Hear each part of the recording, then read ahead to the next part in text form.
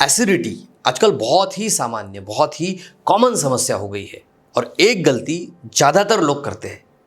मैं आपसे पूछ रहा हूँ, जब आपको एसिडिटी होती है तो आप क्या करते हैं? क्योंकि ज़्यादातर लोग जब एसिडिटी होती है तब ऐसे वक्त वो एक गोली निकालते हैं जिसे कहते हैं एंटासिड। एंटासिड की गोली खा लेते हैं, एसिडिटी कम हो जाती है, उन्हें अच्छा लगने लगता है। लेकिन ये एसिडिटी का परमानेंट इलाज नहीं है। आप जब गोली खा लेते हैं तो टेम्पररीली कुछ वक्त के लिए आपकी एसिडिटी कम हो गई, लेकिन इससे एसिड बनने की जो प्रक्रिया है वो कम नहीं होती है। ये प्रक्रिया शुरू रहती है और दिन ब दिन ये समस्या बढ़ती रहती है।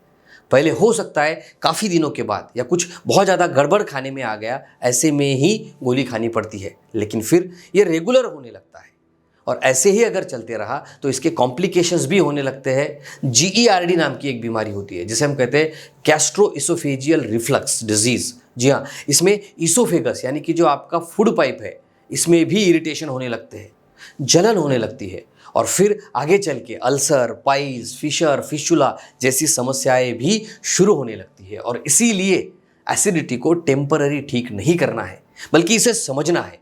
और ये समझना आपके लिए बहुत इंपॉर्टेंट है कि एसिडिटी होती क्यों है, कैसे एसिडिटी होती है और वो कौन सी बातें हैं, वो कौन सी 11 ज़बरदस्त टिप्स है, कौन से वो रूट कॉज है जिन्हें अगर आप समझ जाए और जिन्हें अगर आप जान जाए तो इस एसिडिटी से पूरी तरह से बिना किसी दवाई के भी निजात पाया जा सकता है, इसे पूरी तरह से ठीक किया जा सकता है।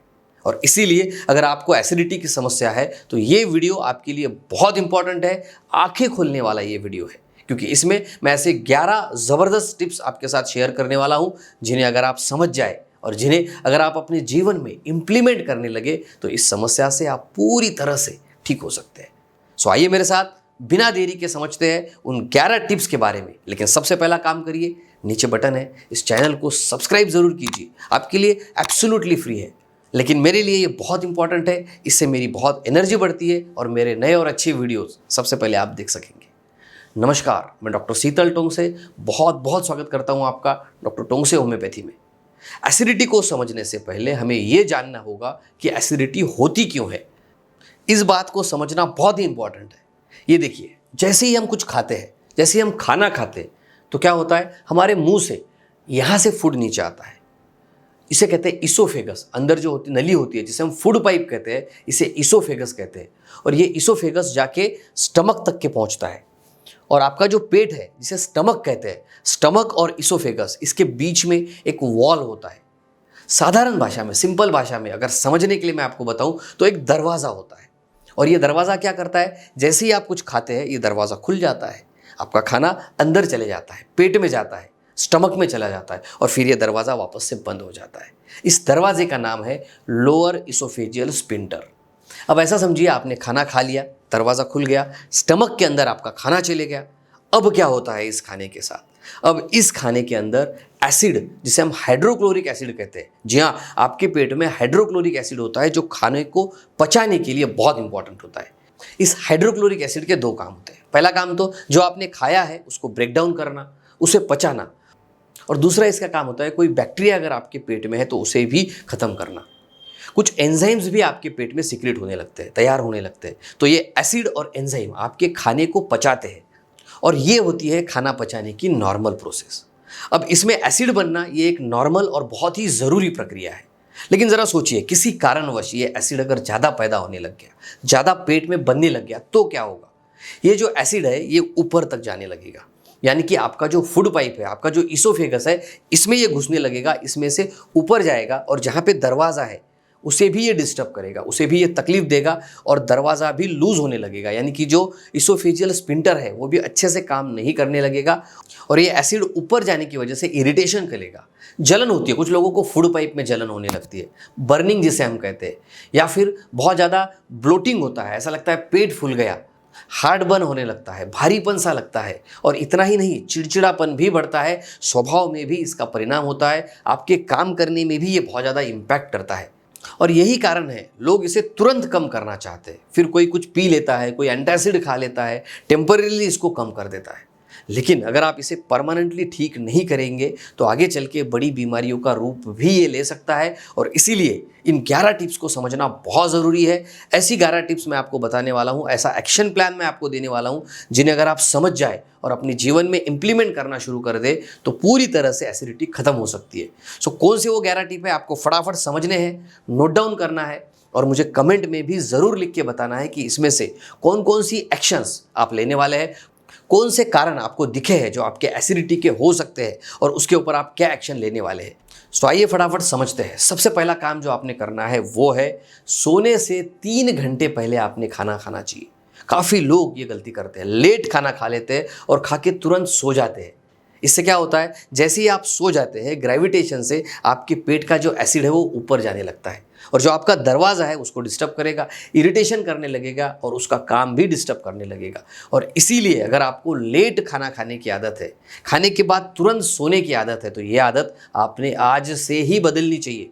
याद रखिए, खाने के 2 से 3 घंटे तक आपने लेटना नहीं है, आपने सोना नहीं है। तो आप क्या कर सकते हैं, आप काम कर सकते हैं, आप पैदल चल सकते हैं, आप थोड़ा वॉकिंग चालू कीजिए, इससे आपका डाइजेशन अच्छा होने लगेगा।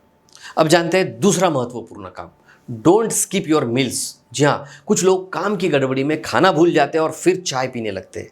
ये आपकी तकलीफ को बढ़ा सकता है और इसीलिए 3 से 4 घंटे के बाद आपने कुछ तो भी खा लेना चाहिए, जिससे आपके पेट में जो एसिड बन रहा है वो खाने को पचाने में काम आ जाए। सो हर 4 घंटे के बाद आपने थोड़ा थोड़ा खाना चाहिए, लेकिन यहाँ पे नोट ये बात करनी है कि बहुत ज़्यादा नहीं खाना है, बहुत स्पाइसी और मसालेदार नहीं खाना है।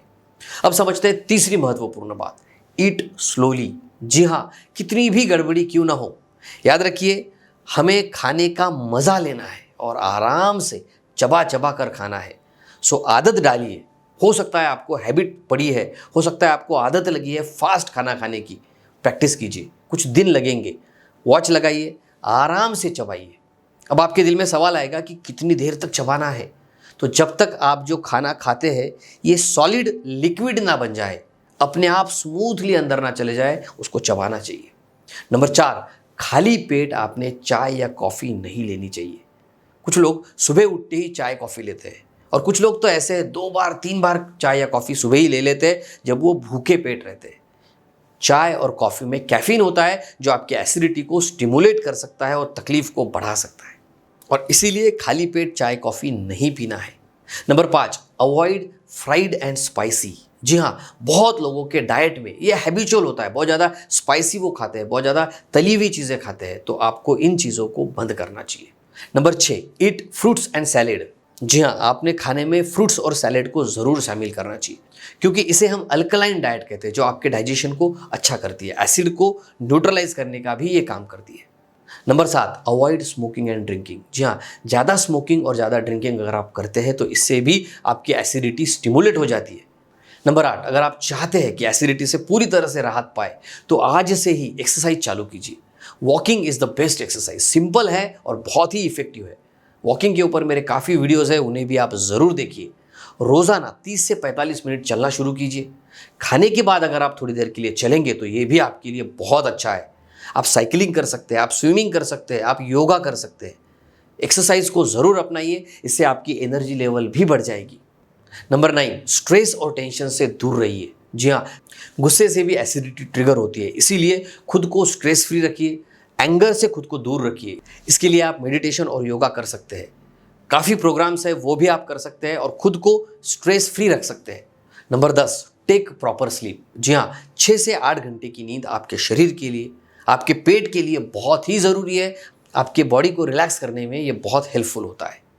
नंबर 11, वेट आपको रिड्यूस करना है। अगर आप ओबेस है, अगर आपका ज़्यादा वजन है, तो इससे भी आपके पेट के ऊपर दबाव होगा, रिफ्लेक्स बढ़ेगा, एसिड सिक्रीशन बढ़ जाएगा और आपको गैसेस की शिकायत, एसिडिटी की शिकायत बढ़ सकती है। तो अगर आप ओवरवेट है तो वेट कम करने का गोल भी आपने ज़रूर लेना चाहिए।